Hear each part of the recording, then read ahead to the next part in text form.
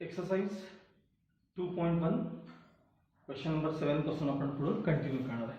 थोडे प्रॉब्लेम मोठे असतील तर तो पहिला आपला जो व्हिडिओ असतो त्याच्यामध्ये फार कमी प्रॉब्लेम कव्हर होतात, पण तुम्ही स्वतः प्रयत्न करत राहायचे. पुढचे काही क्वेश्चन्स तुम्हाला जमतात की नाही यासाठी आपणही स्वतः प्रयत्न करायचे. Okay, question number 7 now. Find 4 numbers in GP such that the sum of the middle two numbers is 10/3 and their product is 1. आता एकदा परत मी मगाशी म्हटल्याप्रमाणे मागच्या पेजवरती पेज नंबर 25 वरती जाऊन चेक करा की 4 numbers आर इन जीपी त्यांचं ॲझम्पशन कसं असतं. 4 numbers आर इन जीपी त्यांचं ॲझम्पशन कसं असतं. ठीक आहे, बघा आपला क्वेश्चन काय आहे मिळालं का तुम्हाला सगळ्यांना. a/r³, a/r, ar आणि ar³ असे ते 4 टर्म्स असतात. बघा let 4 terms in GP be a/r³, a/r, ar and ar³. आता त्यातल्या कंडिशन्स वाचा. Find 4 numbers in GP such that sum of middle two numbers is 10/3. मधल्या दोघांची टोटल काय दिली 10/3 and their product is 1. आता इथं हे विचित्र स्टेटमेंट दिले त्यांनी. ऍक्च्युअली त्यांनी असं म्हणलं होतं की their product is 1 हे आधी सांगितलं असतं ना.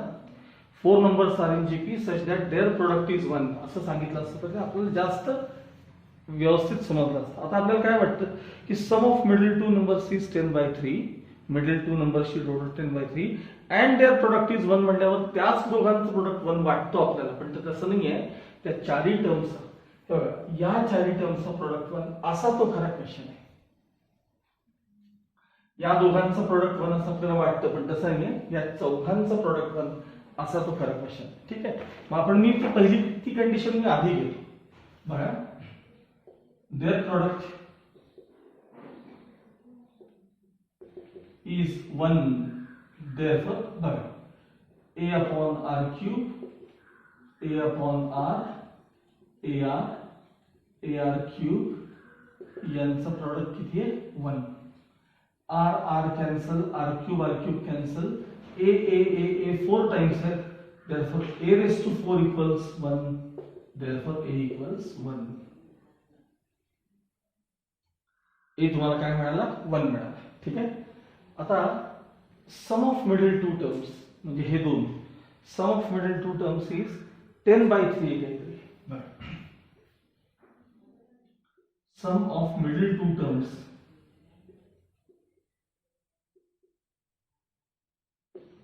इक्वल्स 10/3. ठीक, म्हणजे a/r प्लस ar ही टोटल किती दिली तुम्हाला त्यांनी 10/3 दिलेली. मग आता a तुम्हाला त्यातला मिळालाय ना, मग a रिप्लेस करूया आपण. ठीक आहे, देअरफॉर 1/r a म्हणजे 1 प्लस 1 into r इक्वल्स 10/3. समोर लिहा वाटलं तर a इक्वल्स 1. इथं मी आता क्रॉस मल्टिप्लिकेशन करतो. 1/r प्लस r इकडे 1 plus r², 1 plus r² upon r, 1 plus r² upon r equals 10/3. 3 transfer, r transfer, 3 no multiply. 3 plus 3r² equals 10r. Therefore, 3r² minus 10r plus 3 is equal to 0. 3 3s are 9. 3 3 9r² ला positive 9r² ला split करा, total 10 यायला पाहिजे. 9 1 9 minus 9 minus 1 आणि r. ठीक आहे, 3r² minus 9r minus 1r plus 3 is equal to 0. 3r into bracket r minus 3 minus 1 into bracket r minus 3 equals 0. पुन्हा r minus 3 common आणि 3r minus 1 is equal to 0. दोघांचा product 0 आहे, either first term 0 or second term 0. R equals 3 or 1 transfer आणि 3 ने divide R equals 1/3. आता या तीन values कुठेतरी नोट करून ठेवा. A 1 आहे, R 3 आहे आणि R 1/3 इथे लिहितो.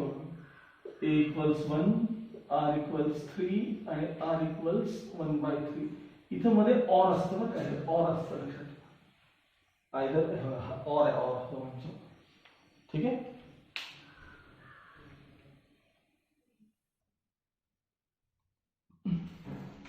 ओके, आता A1 असताना आणि R3 असताना तो सिक्वेन्स काय?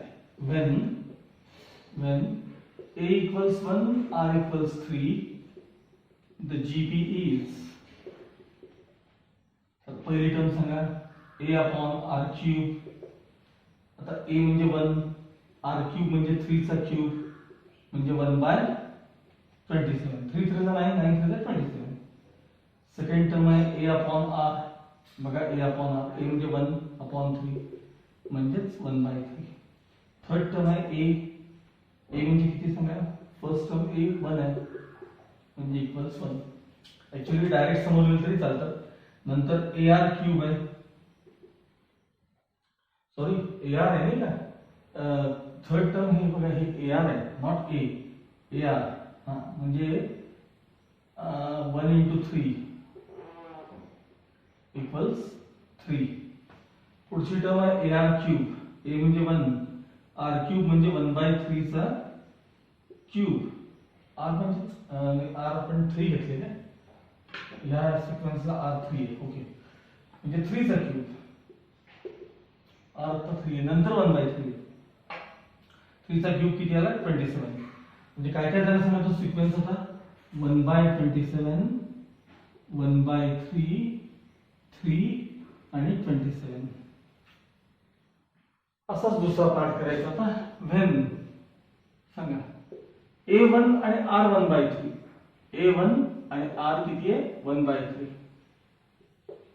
then the GP is, काय पहिली term A upon R cube. A म्हणजे 1 upon R cube म्हणजे 1/3 चा क्यूब म्हणजे 1 upon 1/27. आता हे 27 वर जातील. सांगा दुसरी टर्म काय आहे? A upon R. A म्हणजे 1, R म्हणजे 1/3 म्हणजे हे वरती जातील 3. मग आता AR असेल ना पुढे AR. A म्हणजे 1 आणि R म्हणजे 1/3 म्हणजेच 1/3 आणि AR क्यूब पुढचा हे असेल. A म्हणजे 1 आणि R म्हणजे 1/3 चा क्यूब म्हणजे 1/27. therefore the GP is, सांगा पहिली टर्म 27, पुढची टर्म 3, नेक्स्ट टर्म 1/3 आणि लास्ट टर्म 1/27. असा तो सिक्वेन्स असला पाहिजे.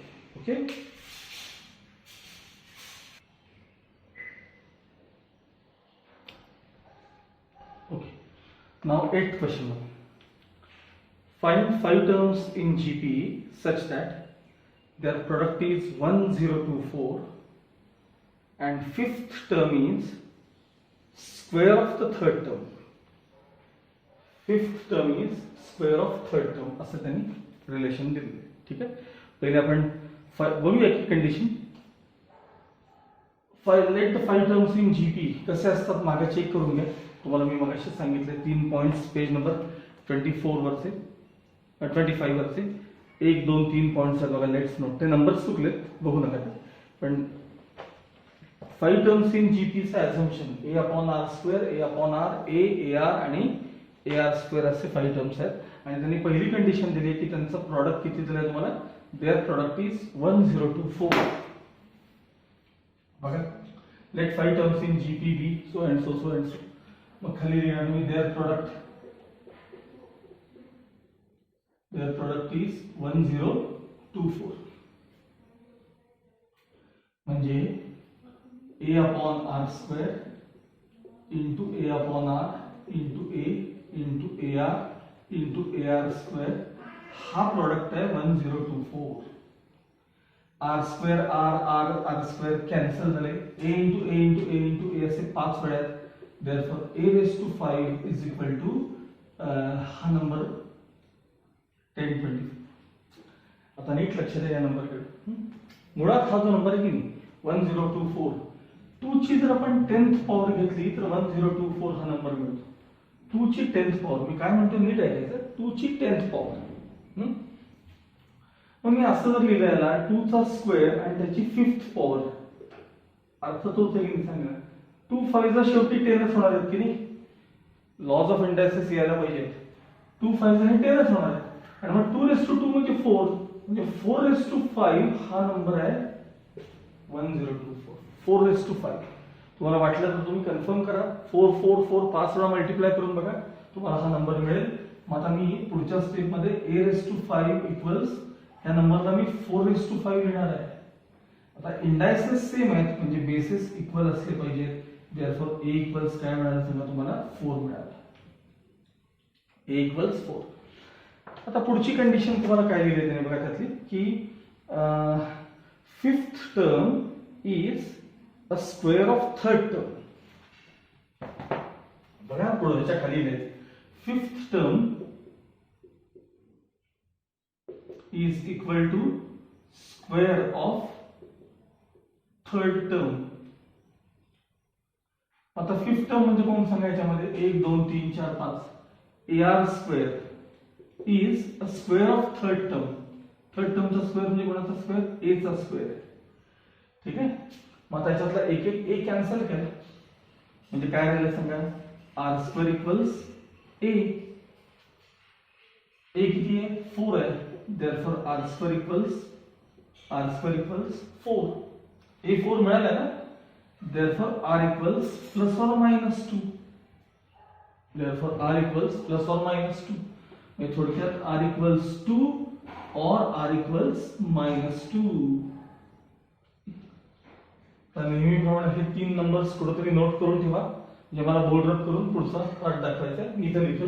सांगा काय काय मिळालं आपल्याला. a4 r2 और असतं तिथं r इक्वल्स मायनस 2. ठीक आहे.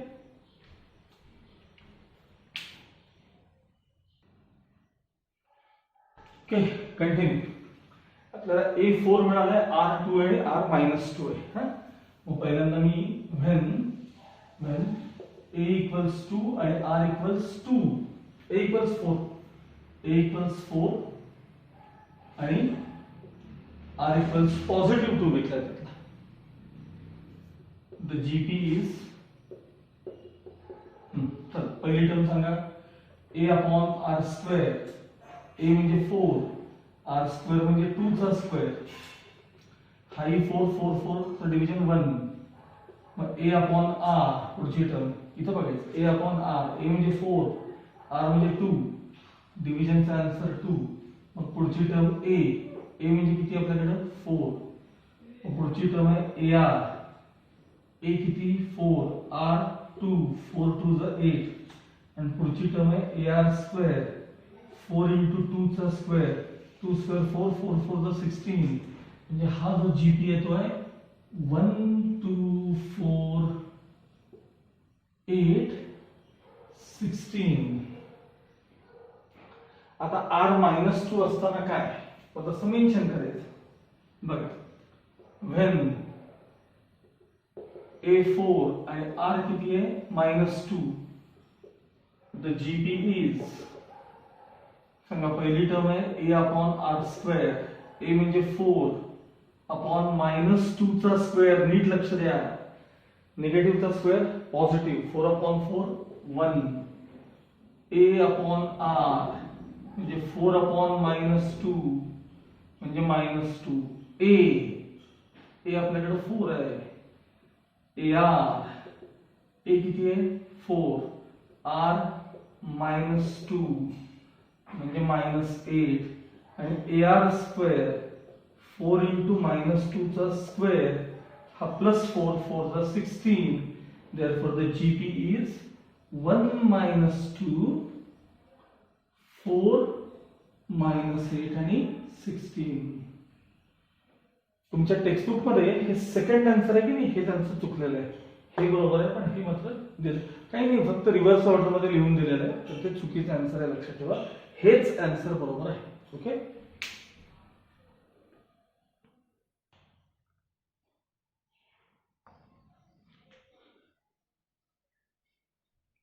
Okay. Now question number 9.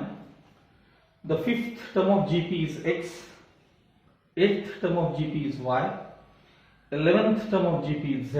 Verify whether Y square equals XZ. But T5 X दिलेला आहे, fifth term. T8 Y दिलेला आहे आणि T11 Z दिलेला आहे. ठीक आहे. आणि हे व्हेरीफाय करायचं आहे Y square equals XZ. मग आता मी कसं लिहितो बघा. Nth term of GP is given by काय Tn equals A into R raised to n minus 1. आता मला सांगा T5 कसं असणार, सांगा T5 काय असणार, ह्याच्याकडे बघा A into R raised to 5 minus 1 आणि T5 तुम्हाला काय दिले, सांगा T5 काय दिले वाचा, X म्हणजे x equals AR raise to 4. ठीक आहे. आता याच्या शेजारी तुम्ही किंवा खाली वन अशा एकाकडे एक लिहिली आहे. चला T8 कडे बघा, एखादी लाईन गॅप ठेवा. T8 फॉर्म्युला कडे बघायचं, A into R raise to 8 minus 1. T8 काय दिले, y म्हणजे AR रेस टू 7. हे y मधलं टर्म. आता T11 कडे बघा, फॉर्म्युला कडे लक्ष द्या. T11 म्हणजे A into R raised to 11 minus 1.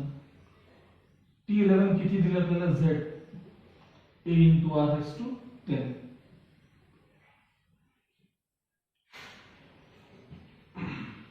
तिन्ही टर्म मिळाले. आता जे प्रूव्ह करायचं त्याची LHS लिहा. सांगा LHS काय आहे, y स्क्वेअर. तर इथं y काय आहे बघा आपल्याकडे, AR raised to 7. A चा square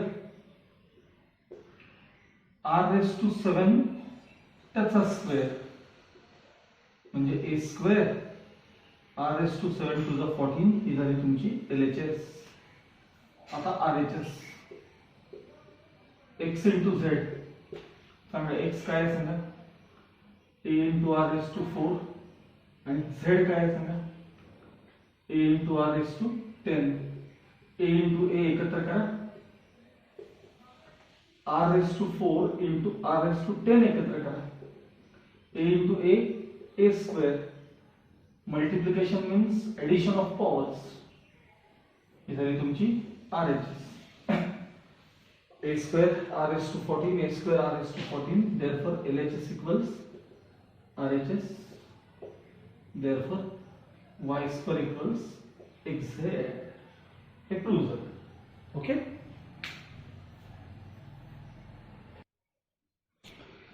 Okay. 10th question. If PQRS are in GP, PQRS हे 4 टर्म्स किंवा 4 नंबर्स GP मध्ये आहेत, then prove that P plus Q, Q plus R, R plus S are in GP. हा type खूप महत्वाचा आहे, लक्षात ठेवा व्यवस्थित. याच्यावर बरेच MCQs वगैरे असतात.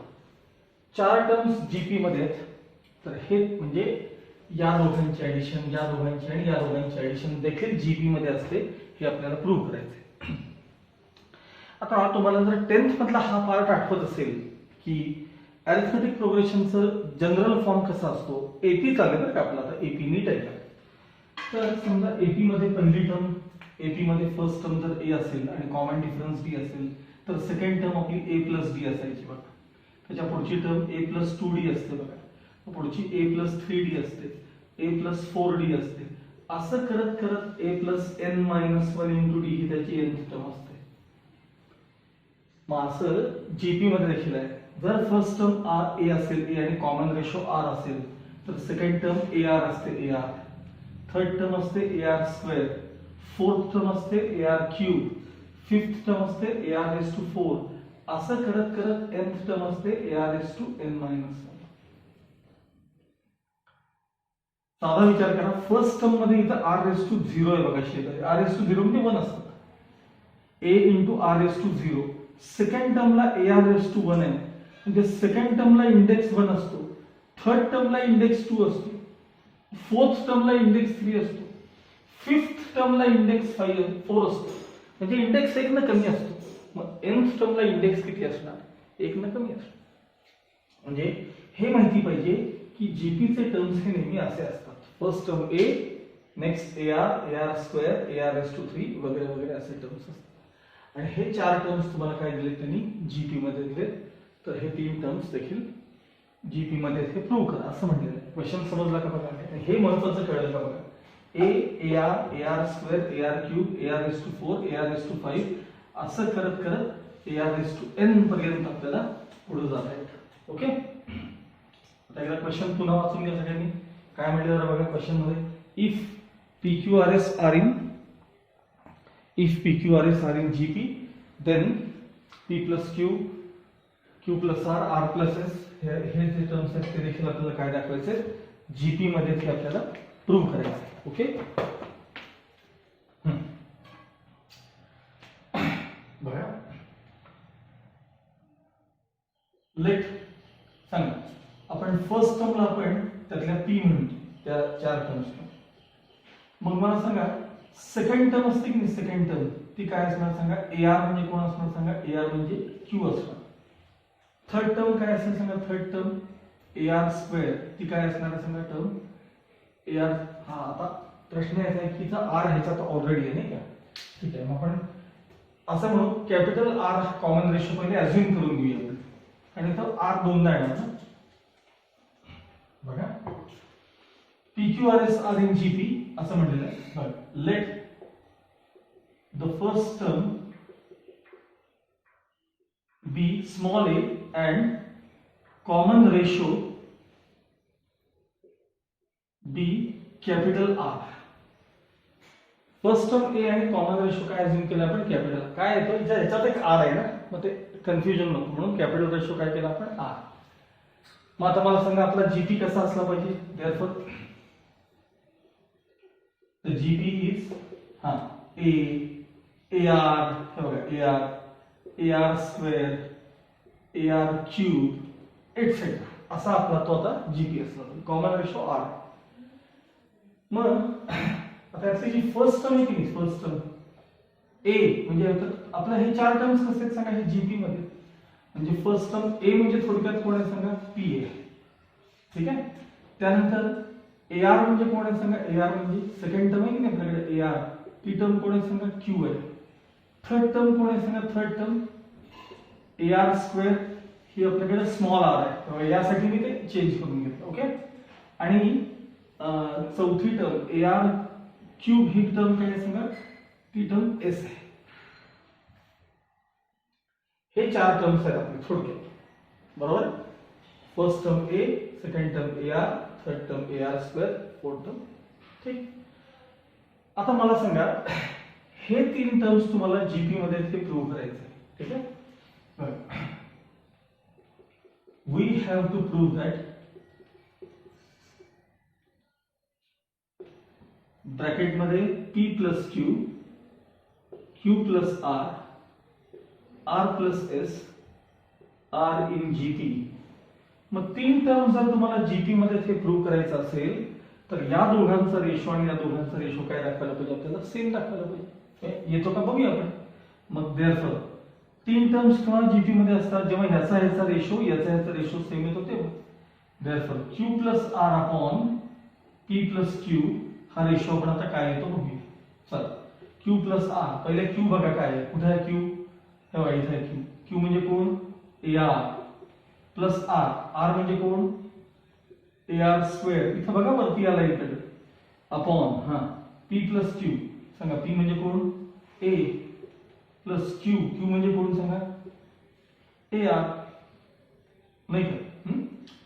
मग न्यूमरेटर मध्ये मी पहिल्यांदा वरती AR कॉमन काढतोय. AR काय करतोय कॉमन. त्यातला 1 प्लस R शिल्लक राहील. 1 प्लस R शिल्लक राहील. खाली A कॉमन काढतोय. A ब्रॅकेट मध्ये 1 प्लस R शिल्लक राहील. 1 प्लस R चं ब्रॅकेट कॅन्सल म्हणजे या दोघांचा रेशो या दोघांचा आहे बघा. या दोघांचा रेशो काय आला R आला. आता आपण या दोघांचा रेशो घेणार आहे. खाली R plus S upon Q plus R यांचा रेशो घ्यायचा मला. आर म्हणजे काय इथं वर बघायचं. आर म्हणजे AR स्क्वेअर, एस म्हणजे काय AR क्यूब अपॉन क्यू म्हणजे काय AR प्लस आर म्हणजे काय AR स्क्वेअर. न्यूमरेटर मध्ये ए कॉमन आणि आर स्क्वेअर कॉमन. बर ए आणि आर स्क्वेअर कॉमन. काय राहिलं 1 आणि ए तर गेलाय, आर स्क्वेअर पण गेला कॉमन. 1 प्लस आर खाली ए आणि आर कॉमन.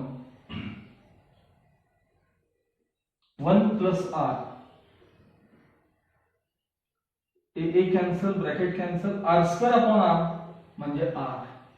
म्हणजे मला सांगा या दोघांचा रेशो आर, म्हणजे इथे राखतो बघा मी, या दोघांचा रेशो आर, या दोघांचा रेशो आर. म्हणजे दोघांचा रेशो जर सेम आला तर ते टर्म्स कसे असतात जीपी मध्ये.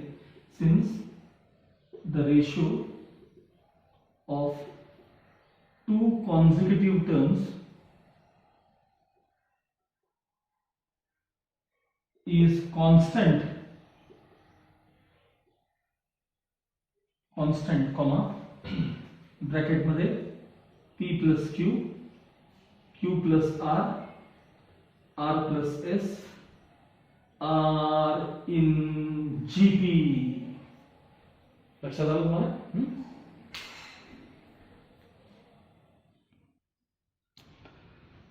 Okay, now 11th question. फार काळजीपूर्वक बघा क्वेश्चन, हा फार व्यवस्थित लक्ष द्यायचं. काय म्हणेल, the number of bacteria in a culture doubles every hour. प्रत्येक तासाला बॅक्टेरिया डबल होत जातात. If there were 50 bacteria originally in the culture, number of bacteria, initial number of bacteria काय दिले तुम्हाला 50, then how many bacteria will be there at the end of 5th hour? 5व्या तासाच्या शेवटी at the end of 5 hours किती असतील असं त्याने विचारलंय. ठीक आहे, लक्षात. Initial number of bacteria, initial बघा सुरुवातीला त्यांनी 50 दिले होते बरोबर आहे. इनिशियल नंबर ऑफ बॅक्टेरिया काय दिले सगळे त्यांनी 50 दिले. हे सुरुवातीला होते. पुढे म्हणले the number of bacteria doubles every hour. Number of bacteria doubles every hour. याचा अर्थ दॅट इज कॉमन रेशो 2 आहे. डबल होतात ना, म्हणजे 50 से 100 होणार, 100 से 200 होणार, असं होणार ना. मग प्रत्येक तासाला नंबर ऑफ बॅक्टेरिया काय होतात सांगा डबल होतात. देअरफॉर ही लाईन आता कळली पाहिजे. Number of bacteria at the end of 1 आवर. सांगा इनिशियल बॅक्टेरिया किती होते सुरुवातीला 50. 1 तास जेव्हा झाला तेव्हा ते काय झाले असतील, डबल म्हणजे काय झाले असतील 100 झाले असतील. म्हणजे ती आपल्या सिक्वेन्स मधली आता ती पहिली अमाऊंट असणार आहे. ए किती असणार सांगा 100. हे 100 कसे आले सांगा 50 होते त्याचे डबल झाले, 50 चे काय झाले सांगा डबल झाले. म्हणजे ही तुमची फर्स्ट टर्म आहे ती 100 आहे लक्षात ठेवा. आणि तुम्हाला विचारलंय काय त्यांनी, तर number of bacteria at the end of 5th आवर. म्हणजे आपल्याला T5 त्यांनी विचारलं. थोडक्यात काय विचारलं आपल्याला त्यांनी T5. मग Tn चा फॉर्म्युला काय सांगा, Tn चा a into r raised to n minus 1. मग T5 चा formula a into r raised to 5 minus 1. सांगा a म्हणजे किती 100 into कॉमन रेशो किती आहे 2 raised to 5 minus 1 म्हणजे 4. म्हणजे 100 into 2 raised to 4. आता 2 raised to 4 16 into 100 1600. हे आन्सर असं पण देतात किंवा असंही देतात. तर यातला हा जो 50 नंबर आहे ना, हा आहे तसा ठेवायचा. 100 ला इंटू 2 म्हणजे हे 100 50 into 2 दाखवायचे आणि हे 2⁴ आणि ह्यांचे मिळून मल्टिप्लिकेशन असं होईल 50 इंटू 2⁵ कारण हे ⁻1 आहे. हे पण आन्सर बरोबर आहे, हे पण आन्सर बरोबर आहे. तुमच्या टेक्स्टबुक मध्ये जे दिलं असेल आन्सर ते बघा, कुठलंही आन्सर चालू शकतो. ओके, आता राहिलेले क्वेश्चन्स आपण नेक्स्ट पिरियड मध्ये पाहणार आहोत.